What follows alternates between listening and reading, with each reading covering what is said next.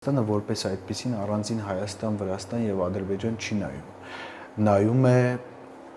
ամբողջությամբ Հարավային Կովկաս եւ գնահատում է այդ ժամանակ Հարավային Կովկասում ով ինչ դոմինանտություն ունի, ըստ դոմինանտության հիմնական խաղացողի հետ է փորձում լեզու գտնել։ Այս դեպքում դա Ադրբեջանն է։ Այս դեպքում այո, ցավոք սրտի մենք տարիների ընթացքում այս տարիների ընթացքում մենք գործոնից դարձանք գործիք եւ այսօր Հարավային Կովկասում ցավոք սրտի գործոն է դարձել Ադրբեջանը, բայց այստեղ մի բան կա, դեռ երկար տարիներ,